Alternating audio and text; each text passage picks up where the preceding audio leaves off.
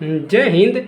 देखिए, आज की क्लास में हम पढ़ेंगे सदिशों की समता, यानी कि सदिशों की समता क्या होता है, यानी कि कैपेसिटी ऑफ मेंबर्स है। यानी कि इससे कह सकते हैं कि मान लीजिए कोई दो वस्तु, यानी कि कोई दो चाहे आपके सदिश है ए और बी, कोई दो सदिश है, वो कब समान होंगे, कब असमान नहीं होंगे, उसके बारे में हम जानेंगे।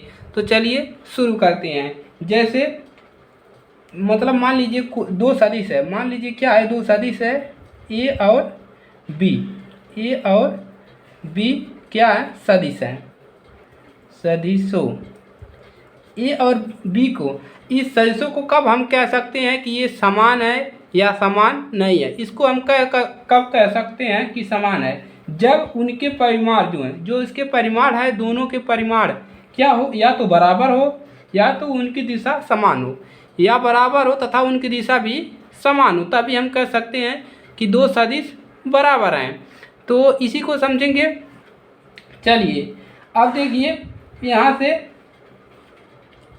तो चलिए हम एक सदिश लेते हैं। क्या लेते हैं, एक सदिश।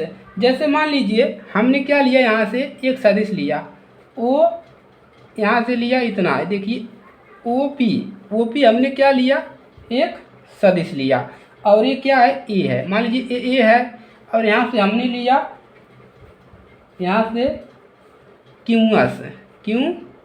यस, ये क्या है, बी है। इसको आप क्या कह सकते हो कि ये समान सदिश है, कि यानी कि ये क्या कह सकते हो कि ये समान सदिश है ए और बी। कैसे कह सकते हो बताइए। देखिए इसका जो परिमाण है वो क्या है, समान है, और इसकी दिशा भी देखिए क्या है, समांतर है, यानी कि इसकी दिशा समांतर है। तो हम कह सकते हैं ए और बी दोनों ये क्या है, ए सदिश है, यानी कि दो समान सदिश है। तो हम यहाँ से कह सकते हैं इसको कि ए और बी क्या है, ए और बी दो समान सदिश है। दो समान सदिश होने के लिए उसकी दिशा और उसका परिमाण दोनों बराबर होना चाहिए। अगर ये 5 सेंटीमीटर है तो ये भी कितना होना चाहिए, 5 सेंटीमीटर ही होना चाहिए। मान लीजिए एक और एग्जाम्पल लेते हैं। ये मान लीजिए आपका एक सदिश है यहाँ से यहाँ तक, यानी कि ओ डैश और यहाँ से पी डैश है। इसको मान लो आप ए है, और मान लो एक ही इस प्रकार से है, ये क्या है आपका, ये आपका P है और ये आपका Q है, इसको मान लो B है। अब क्या कह सकते हो कि ये समान सदिश है।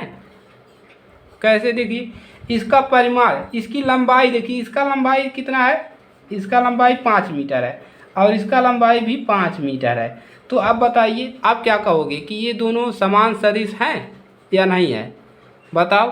तो चलिए, समान सदिश होने के लिए क्या ज़रूरत है हमको, इसका परिमाण बराबर होना चाहिए और इसकी दिशा भी बराबर होनी चाहिए, यानी कि दिशा जो इसकी है समान होनी चाहिए।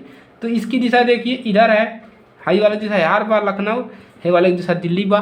तो देखा एक दिशा कैसे बिहार बा, आई तो यहाँ भाग गई ने, तो ये का भाई समान बांटे, ये समान दोनों जनी ना बांटे। जैसे दो इंसान बांटे, दो जने बांटे, जाए बा यहाँ पर एक जन यहाँ की जाते हैं, एक जन यहाँ की जाते हैं, जाए बा 10 किलोमीटर, लेकिन एक जन यहाँ की जाते हैं, एक जन यहाँ की जाते हैं, दोनों समान बांटे नहीं बांटे। अगर दोनों जने सीधे जाते हैं तो कहा जात कि दोनों समान सदिश बांटे हैं, लेकिन ये दोनों जाते हैं घूम के, तो एक जनी हार जाते हैं, एक जनी हार, तो ये समान सदिश नहीं है। तो इसी प्रकार से यहाँ पर भी है कि इसका दिशा और इसका परिमाण दोनों बराबर होना चाहिए, तभी हम कह सकते हैं कि ये दोनों समान सदिश है। तो यहाँ पर लिख देंगे कि ए और बी क्या है, समान सदिश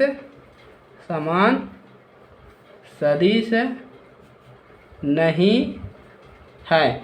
क्यों नहीं है, क्योंकि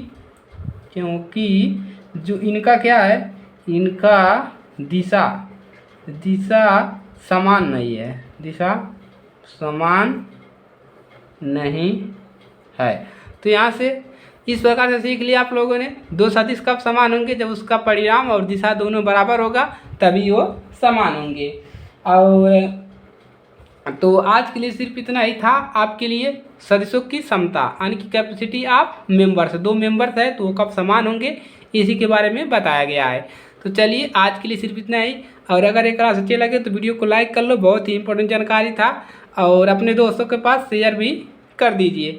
चलिए इसी के साथ मिलेंगे नेक्स्ट क्लास में, तो तब तक के लिए जय हिंद जय भारत।